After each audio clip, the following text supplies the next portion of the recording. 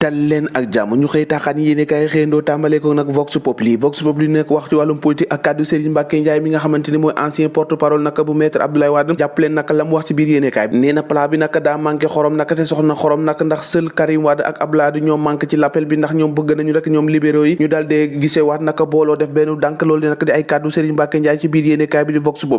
Populi naka dikkaat na ci faatu ba niki démb imam Aliou Ndao naka ñu dal di koy rob naka foofee naka ca ngaan niki démb naka mbooloo mu takku naka moo ko dal dee gunge nag waaye itam ceede yu rafet lañ dal def sa fi moom ci nga xamante ni si ab nitu yàlla dëgg la woon nee na il était une fois imam Alioune Badara Ndao naka ilaan Alioune Badara Ndao moomee nag dal dinaa dëddu àdduna turbine yéene kaay ne nag moom ni ki démb nag lañ ko dal dee denc foofee naka ca ngaan turbine yéene kaay dikkaat ci territoire boo xamante ne ay scandale foncier rek moo fi dal dee am ndax littoral bi ñu ngi koy caxatee maître Abdoulaye Wade ba ci Macky Sall tong-tong bi nga xamante ni moo am ci bande filao yi loolee moom naka dal dinaa yéeme lool yéene kaay bi nag xëy naa fësal nag ne am na ay personnalité waaye itam ñoo xamante ni si dëkk ñu fi naka ñoom tamit tuumaal nañ leen ne nag bokk nañ ci ñiy caxatee suuf soosee alerte yéene kaay dikkaat nag ci faatoo ba imam Alioune Badara Ndao niki démb googee sax lañ ko dal dee rob ca Kaolack imam Alioune Badara Ndao nee na un tel martyr naka martyr boobee dem na naka boobu la communauté musulmane du Sénégal naka ñoom naka delloo nañ ko jukkal niki démb naka ay délégation yu bëri yoo xamante ni ñu ngi bokk ci kër yi diine naka dem nañ niki démb lawatina ñi nga xamante ni moo di xalif bu général des mourides ak bu Kaolack dépêché nañ dem sa Kaolack ngir gunge rek kooki nga xamante ni moo di imam Alioune Badara Ndao gannaaw bu mu dëdd àdduna le Mawla de Kaolack rejoint son seigneur Alioune Badara Ndao naka dellu na ca boromam niki démb naka la dal dee nak ba kanam waaye itam niki démb lañ ko dal dee rob foofee ca Kaolack critique yéene kaay dikkaat ci législature problématique boo xamante ni daanaka coow li ne na fi coow bay si jamono ji Awa Gueye engagé ak bataille troisième mandat bi naka ñoom na fintoon ni naka xeex la woo xamante ni ci assemblée nationale lañ ko war a xeexe ak seeni naataango dikkaat ci leneen te moo di rek imam Alioune Badara Ndao ak faatoom boobee une vie de combat dundam yëpp da koo xeex ba tey ji naka suñu borom moom ko le réveil yéene kaay ne l'imam était dans le coma ci coma la nekkoon foofee ca service cardiologique bu Fann maanaam feebar bi naka da ko mujj na sonal laataa nag muy wuyu boromam bàyyi loolee naka te wax ca bés bi le jour naka dikkaat naka ci mbirum Doura Diallo foofee ca Kédougou naka terre des femmes révoltées la ko tuddee ndax ñoom ñoo ngay dénoncé naka anam bi nga xamante ni si ñoom la ñuy traité soxna yi ci biir hôpital yi naka dose 72 heures naka bu sames dal dee xapatiwaat ngir rek bañ a faslante xànc ak moromam conséquences yi nga xamante ne arrestation personnel bi dal naka am loolu naka bokk na ci ñetti soxna yoo xamante ni si dañoo dal dee am doom ci jamono ji ñëpp biñ leen évacué ak ñaar ñoo xamante ni biñ leen wasinee ba noppi dañoo mujjee ñàkk seen bakkanam ci bile guerre waaye ci xeex boobee naka les échos yéene kaay sames moom bàyyeegul de ndax tegaat na pression bu baax a baax justice bi ndax du tolloo ko ñetti fan yoo xamante ni si da koo xapati ci ay grève te bu jeexee rek mun na koo renouveler naka yéene kaay bi les échos ca la xëy ñu xëy ci leneen le journal moo di coût de la vie bi nga xamante dafa cher lool ak itamit jafe-jafe bi am ci biir entreprise yi loolee ndax nag yéene kaay xëy fasal naka silence maanaam pattiral gi nga xamante ni si moo ñeel naka centrale syndicale yi boobu ak léegi nag kenn ñangoogu ci